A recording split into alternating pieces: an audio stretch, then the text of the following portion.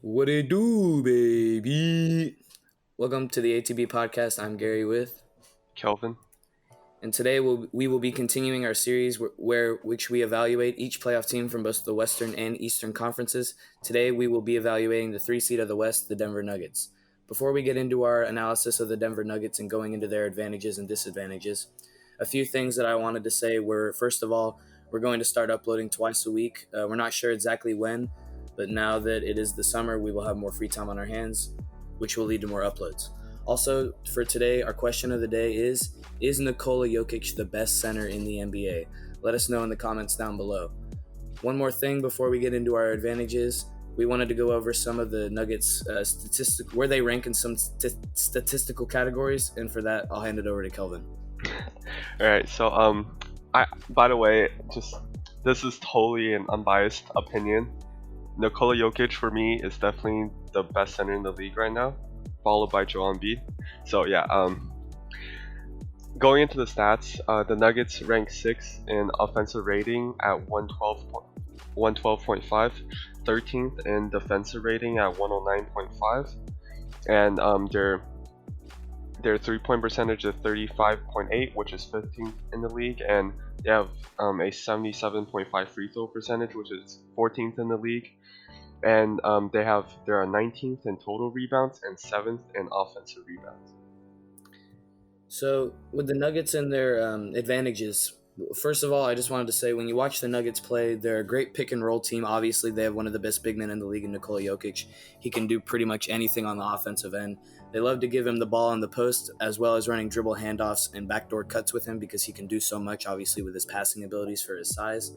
They love to give Jamal Murray the ball on the pick and roll. He's a great scoring option. He's not a playmaking point guard, but he can definitely fill it up. He's a 20-point per game scorer. And then they have great depth with their wings on both the offensive and defensive side of the ball. So the first advantage that I wanted to go into is their big men and how not only are they great passers, but they're also very capable three-point shooters. Not as we all know, Nikola Jokic is the best passing big man in today's NBA and probably one of the best passing big men of all time. And that's crazy to say considering he's only been in the league for a few years. But what he's able to do in so many different ways with over-the-head passes, behind-the-head passes, Hail Mary passes from one end of the court to the other. He can pretty much do it all. But not only him, but also Mason Plumlee. He's a great passer. He knows where to find people on cutters. He's really good in the pick and roll, passing out to shooters as well as finishing around the rim.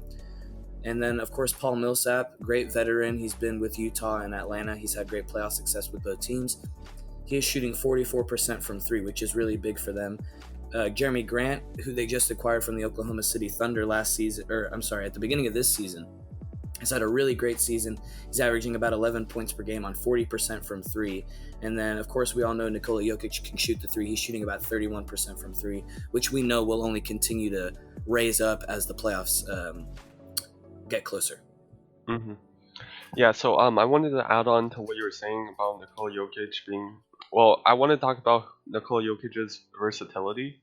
First of all, as everyone knows, the Joker is arguably the best passing center of all time, and because of that, the Nuggets tend to almost play him like another guard at times, where he'll come off of screens or get handoffs. And the thing that makes him so versatile is that first of all, he's a very big dude at 7 foot, to like 284 pounds, and so he has a decent handle, so he's able to handle the ball a little bit. So because of that, he can run some pick and rolls with Jamal Murray as the screener, and he'll be able to find anyone on the court, whether it's a cut or another a shooter in the corner or anything in between. So, but not only that, he can also play like a traditional center. He's a very good low post scorer, and because of his size, he's able to bully a lot of the smaller bigs that we have nowadays. And also because he's a low post threat, he's also able to find the shooters because of his amazing vision and passing accuracy. I think that's a good point because I was actually about to bring that up. Obviously, when you have elite bigs, you want to double team them. And when you double team a big, that's obviously going to leave, the weak side corner or the weak side wing open. And most big men, they aren't known to be able to make those passes, those long range, over the head, kind of Mm-hmm. slingshot passes in a way. But Jokic, what he's able to do is, you can double team him. That's fine. He's just going to find the open shooter or the open cutter. And the Nuggets are extremely athletic with their guards, Mm-hmm. Gary Harris and Jamal Murray. We've seen some of the fantastic finishes they've had over the years. And then they also have really good slashers like Jeremy Grant and Torrey Craig. Yeah. So I think with that and his ability to, slice double teams and find the open man, it opens up their offense a lot, as well as with what you were saying with the screen setting. You can't have, for example, like you can't have Trae Young setting a screen for Clint Capella because that just isn't going to work. Clint Capella is not going to be able to handle the ball. He's not going to be able to dominate down low. But when Jamal Murray sets screens for Jokic, not only does Jokic get a mismatch, but he also creates opportunities for all of his other players because all the attention is on him. So he can either, if they don't double, he can just turn around, lay it in over you. And if they do double, he's going to find the open cutter or the open shooter like we've been saying. So I think they're very versatile in that way. When you have a big man who can do so many things, it just opens up everything, especially because great centers, they're almost a lost art in today's NBA. There aren't a ton of great centers. A lot of them are just one or two dimensional. There are only 4 or 5 centers that are really capable on both ends of the floor, and he's definitely one of them. Yeah. So I will add on to that a little bit later, but for now I want to talk about I think this is definitely one of the biggest strengths for Denver, but maybe not currently, because they're one of the most talented teams out there. With they have an insane amount of young talent, and that's what I was saying. Like, it might not benefit them currently because a lot. I feel like, to me, they still need another year or two to develop into a contender. But because they have so much young talent, I think in the future they're definitely going to be a very dangerous team and a team that you should look out for in the West. And I wanted to bring this up, like, just pretty quickly, is that MPJ seriously needs some more minutes. You know, I know, like, I know Mike Malone isn't the biggest on playing younger players, but just from what we have seen from MPJ, um, he's I feel like he can really be that scoring threat.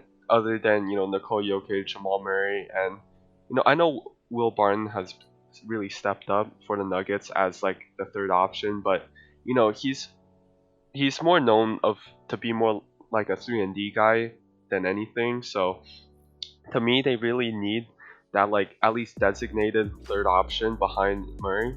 And I think MPJ can be that person that they go to. He really reminds me a lot of KD, and I'm not, that of course that is because of his size, his ability to handle the ball as well as shoot.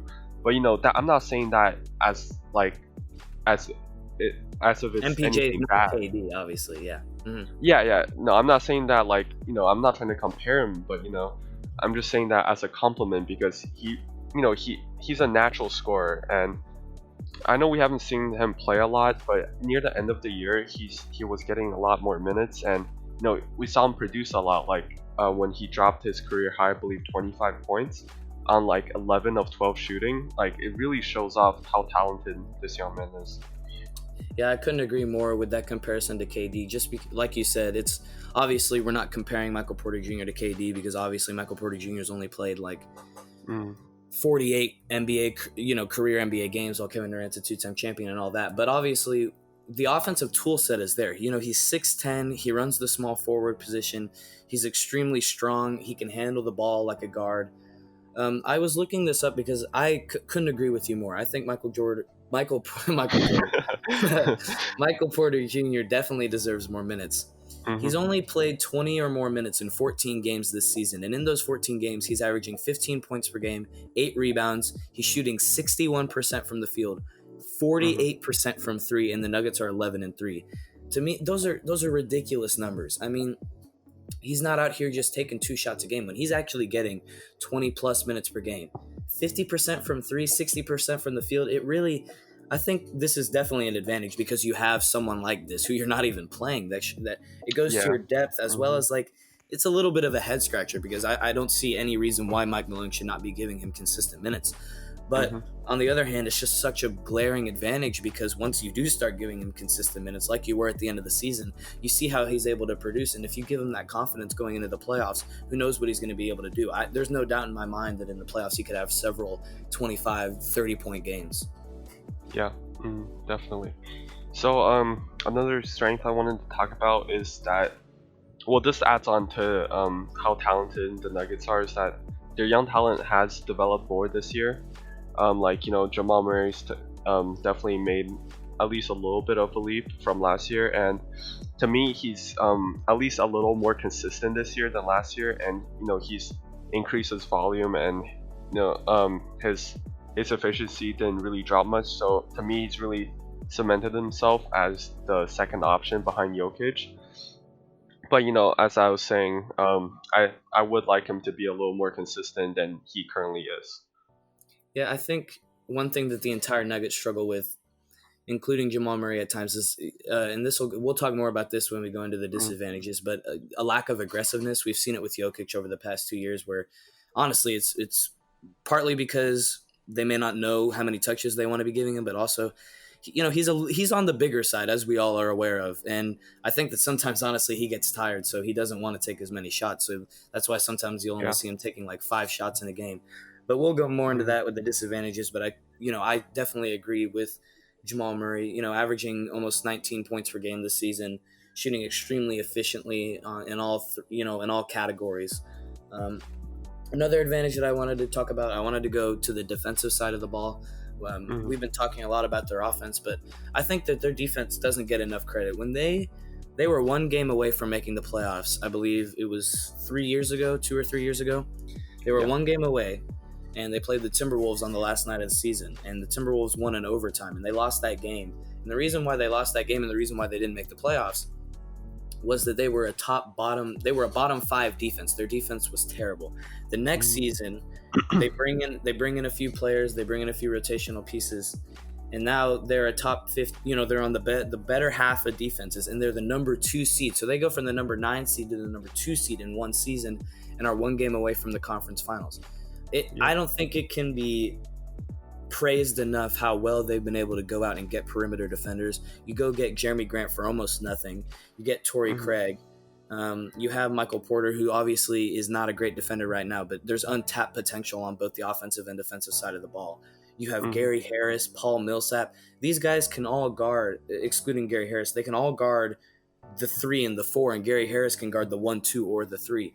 So you mm, have these interchangeable wings who can all guard several different positions, not to mention how well they shoot the ball. But then you also have Gary Harris, who's I'd put in the same category as far as defensive guards, in the same category as guys like Avery Bradley and Patrick Beverly. So I think when you mm, look at these guys, Jokic, like we've been saying, he's not the fastest guy. But when you have all these really fast, athletic perimeter guys, as well as the guys who can guard the 3 and the 4s, it takes a lot of pressure off Jokic to where he doesn't have to use as much energy on the defensive side of the ball, and he can preserve it more for offense. yeah. Yeah, I definitely agree with that. And to add on to what you were saying, the Nuggets are actually ninth in defensive field goal percentage from three at 34.6%, which further adds on to what you were saying about their perimeter defense. And I definitely think that the Nuggets as a whole definitely got better at on defense this year, which shows in their defensive rating. So another thing I wanted to bring up is that the Nuggets offense is, in my opinion, like, I would say that it's really hard to guard the game plan around, at least because the Nuggets rely on Jokic's reads. On, like, they'll send in cutters a lot, and they rely on Jokic to make those reads. And because he's such a good passer, he's able to make a lot of these reads. And he's not just another passer; he's also a scoring threat. So to me, it's really hard to game plan against that, because Jokic welcomes double teams or even like triple teams, because it's for him, it's easy to find a open shooter. So for me, it just feels like when it comes to the playoffs, it will be really hard to game plan against a team that doesn't have any significant weaknesses, at least on offense. For sure, definitely. I think one more thing that I wanted to talk about. This is probably one of my last advantages. for them is that they're fourth in assists per game at 26.5 per game. This actually surprised me a little bit when I first looked at it, because obviously we all know how good of a passer Jokic is. He's averaging around 7 assists per game this year. But I was aware, Jamal Murray, he's, like we've said, he's not a pass first point guard. He's not a quote unquote, traditional point guard, or, at least what they say about point guards. He definitely is a good passer, but he's definitely a score first kind of point guard. And I think it works because you have that playmaker in Jokic. So, he's giving you 4 assists per night. Jokic is giving you 7. And then there are about 3 or 4 other guys that are giving you 3 to 4 assists per game, like Will Barton, like Gary Harris, guys like that. So it's a team effort with assists, but that just shows how well they share the ball, because when you look at that team outside of Jokic, you don't see a ton of playmakers. You see guys who can create, you see guys who can penetrate and split open up the defense for other guys, but you see score first players. So I think when you look at what they're doing outside of Jokic with the assists, the fact that they're fourth in the league with almost 27 a game, they're assisting by committee, and they're really moving the ball well. So when those double teams comes on Jokic, like we've been saying, not only Jokic, he's not just going to move the ball around. Everybody's moving the ball around, and they're a pretty, they're not a great 3-point shooting team, but I think that, like we've been saying, they're kind of underperforming from 3. So I think in the playoffs it won't be a problem. They're going to knock down their open shots. Yeah, definitely. So as you were saying, or as we were both saying, to me, Jokic is going to be able to work around just about any game plan you can throw at him, because he's, his passing is able to counter so many game plans that you can throw at him. So this might be a wild take here, but to me, Paul Millsap is the most crucial piece to the Nuggets' success this season, just because of his ability to, to me, he's like just about the most perfect fit you could find next to Jokic, because he's able to make up for Jokic's lack of verticality, at least when it comes to most sorts of rim protection. And also, Paul Millsap is a guy that's able to guard probably 3 through 5, and this season he's been the most efficient in his career. And as you said, he's shooting 44% from 3, as well as shooting 50% from the field. So this is just a random stat I found, but out of the top 4 most played lineups that the Nuggets have used this season, the only one with a positive net rating is the one that includes Paul Millsap, with a positive net rating at 7.7, with a 103 defensive rating and a 111 offensive rating. So that to me shows that Paul Millsap is a really crucial piece to their team on both offense and defense. And to me, he's just such a good fit. And if he was, a little more healthy this season, I feel like the Nuggets. And I think you would agree with me on this, is that the stats don't really represent the Nuggets very well this season, because they started off a little slow. For sure. I know. To me, it didn't seem like Jokic wasn't really in good shape. It didn't seem like to me he was aggressive at all, and he seemed to lack a little, he seemed to lack the care that he had last season. I think I'm not quite sure if this is true, but I remember hearing a interview with Jokic where he said something about how he already averaged 20 points last season, and what else did he have to prove, and that to me really,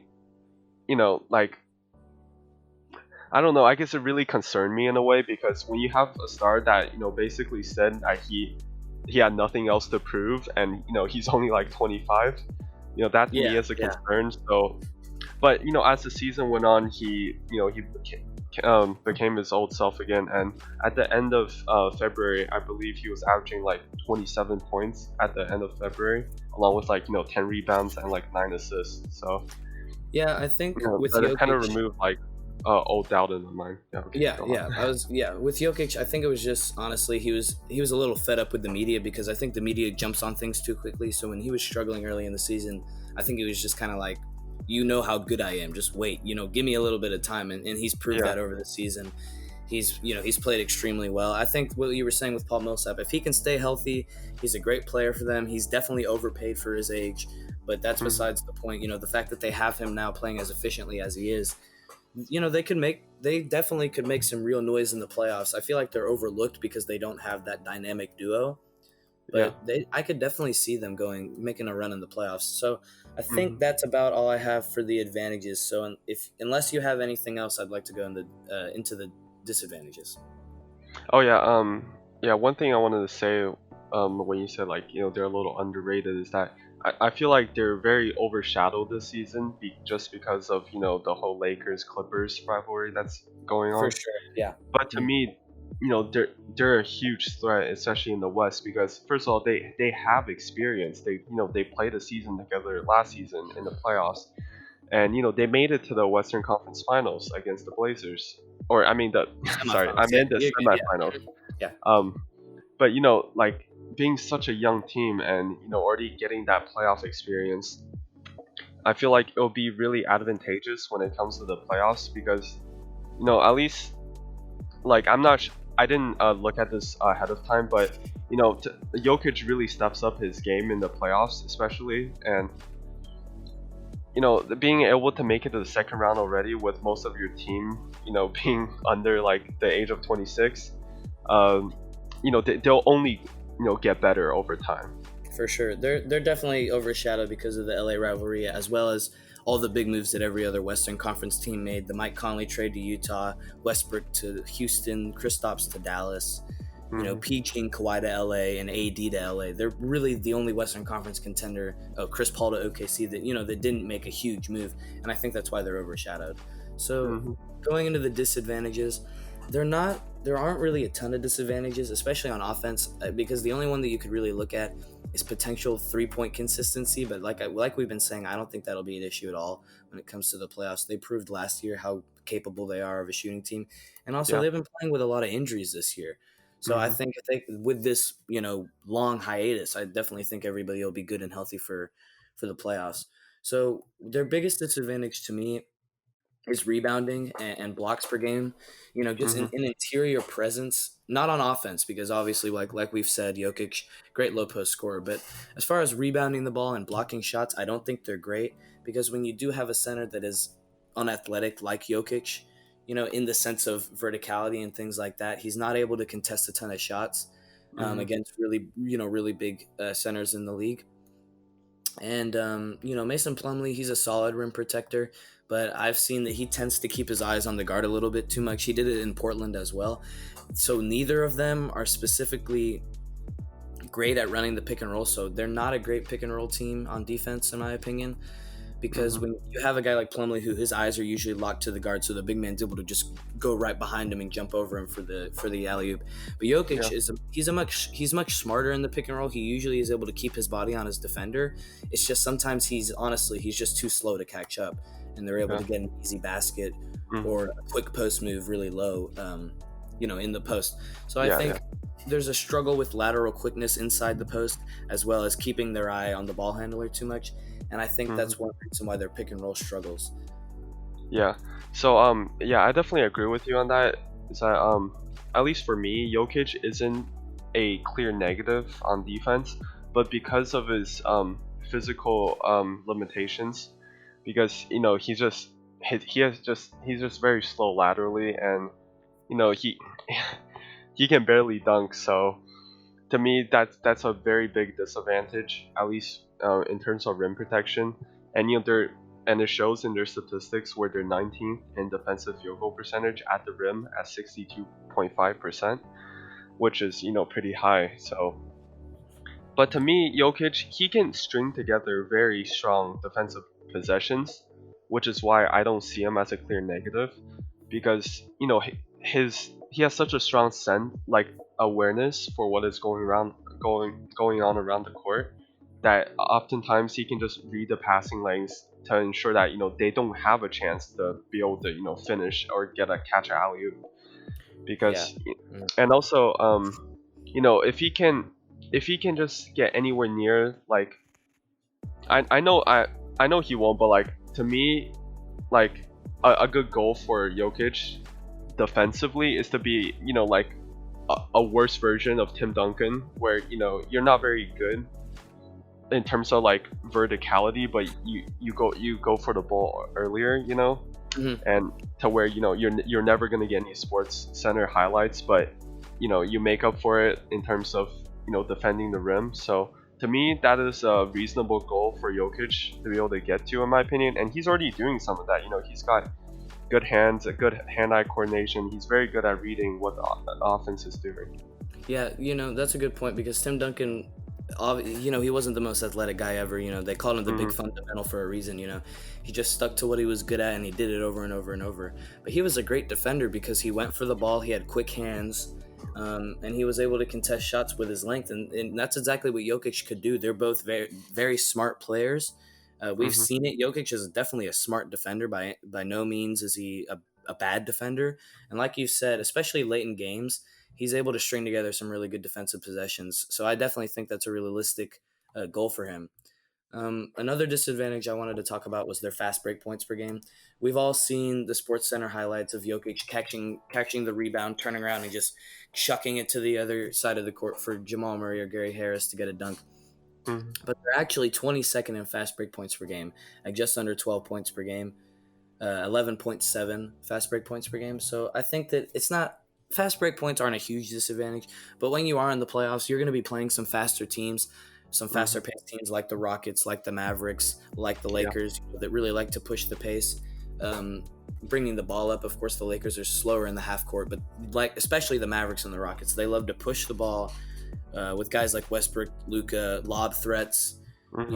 Especially with Dallas. Houston used to have, of course, Clint Capella, but now, they got guys who are just going to trail for three after three. Yeah. So you got to be able to keep up with those guys with fast break points, or at least be able to contain them. So I Hmm. think that fast break points are definitely an issue for them. But like I said, it's not a glaring issue because at the Yeah. end of the day, if you can contain the other team from getting fast break points, you'll be okay. But if you're Hmm. struggling to score, you're gonna need some easy buckets and they're not the best at that right now with just Um. under points per game. Yeah. Sorry for interrupting, but I actually, I totally agree with you on that. And in the playoffs, the offense in the half court is a lot harder. You're not going to be able to run the same sets that you do in the regular season because the defense, they will game plan against what you're going to run. So a good way to catch the defense off guard is through your fast breaks where the defense isn't set.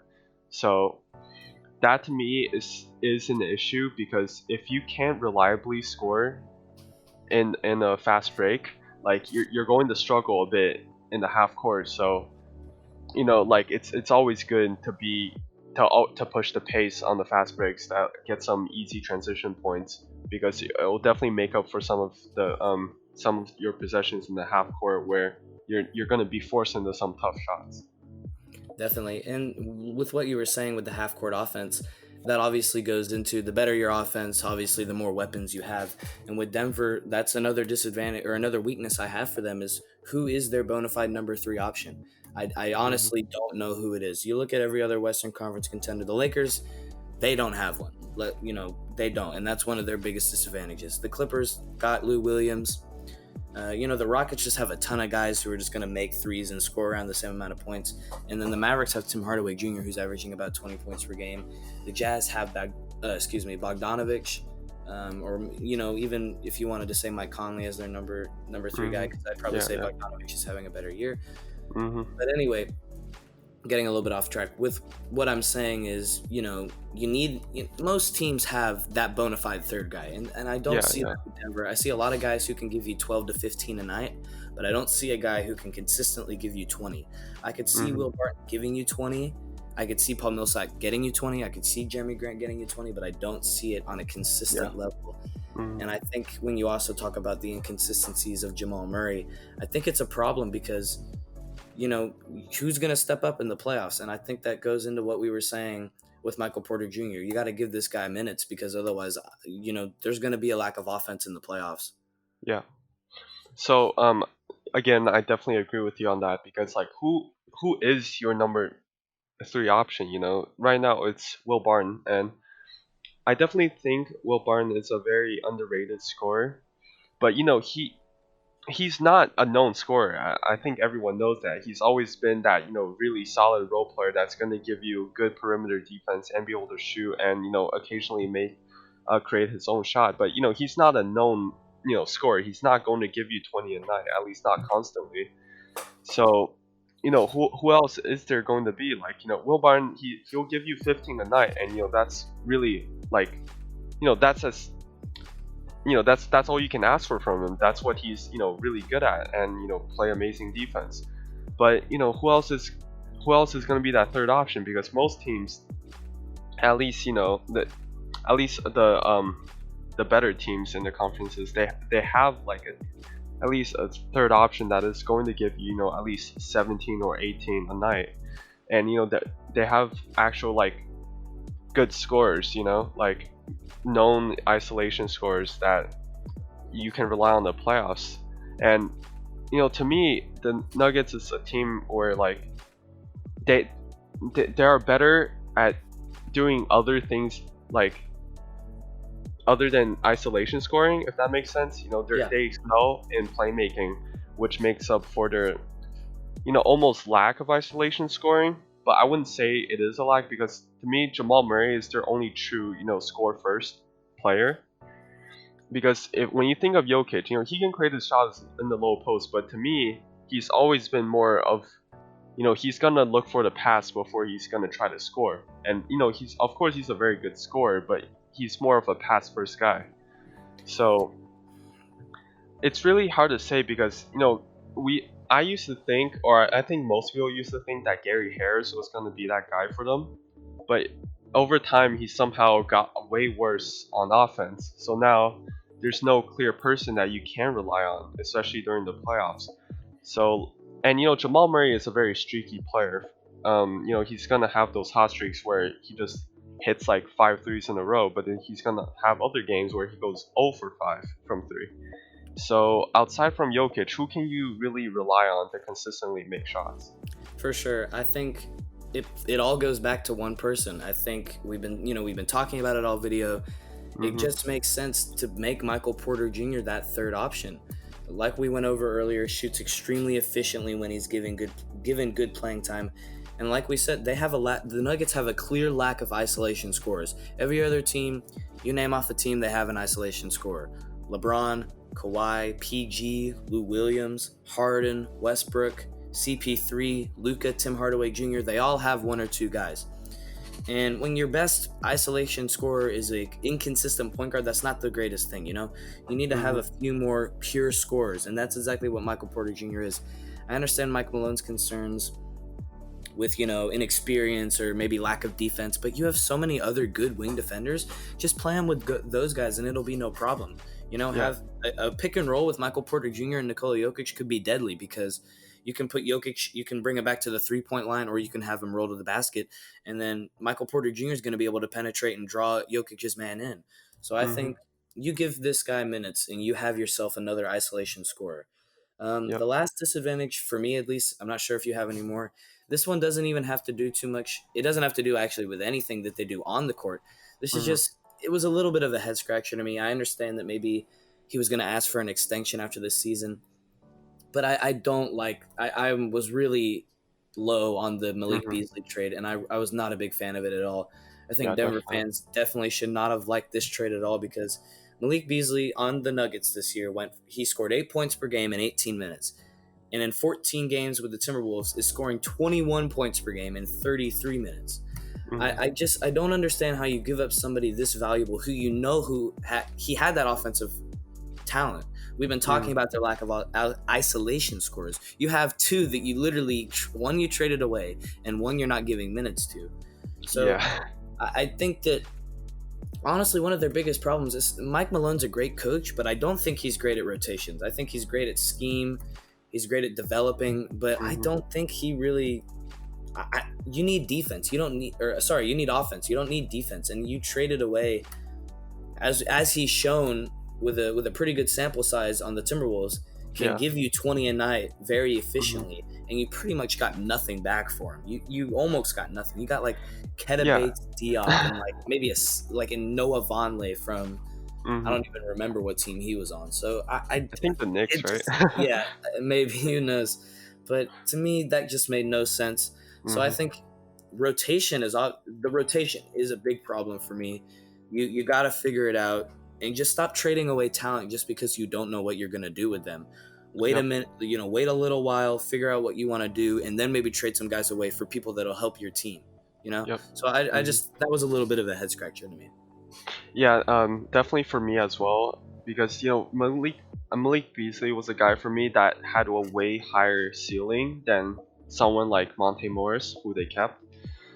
And for me, I don't know if the Nuggets front office sees them as contenders right now, but I definitely don't, because to me, like I like if I was trying to predict where they go in the playoffs, I'd say they exit in the second round again, because Jamal Murray, even though he did develop a bit more from last year, he is very close statistically to where he was last year. And to me, I need Jamal Murray to be able to develop a little more to like maybe a 20-point per game score that's at least consistent for me to really see Denver as true contenders. And as well as what you were saying, I need to see some sort of a third option. And Malik Beasley could have been oh, I forgot to mention this, but Denver's bench is very average. They're like average in the league, and they're not really particularly good at anything. They're just decent backups.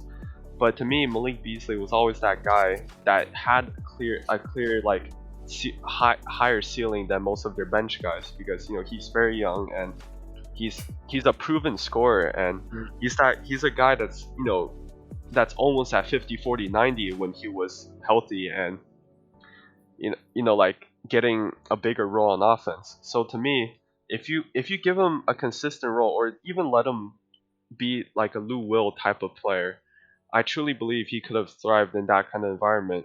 And I understand if you're not willing to pay him maybe like 20 million, because I'm sure he would have asked for quite a big extension. But I get that, but you're a young team. I think it's reasonable to take a risk like this, especially when you're not, known to sign big free agents all the time. For sure, he had six-man potential, and I don't. Besides Porter Jr., I don't see anybody on that bench that has that as far as scoring Yeah. the ball. So for me, that's all the disadvantages for the Nuggets. Yep. So for the sake of time, I think we'll just end it right here. And yeah. So in conclusion, the Nuggets is one piece away from being a contender for me, at least. And if you enjoyed this episode, go check out some of our other episodes. And we've done the top 2 seeds for each conference now. So if you're interested in any of those, just go check them out in our channel down below. And if you have any ideas or any comments, just leave them down in the comment section below, and we'll take a look at them, and maybe even respond to them in a future video. So as always, we hope you enjoyed. Peace. See ya.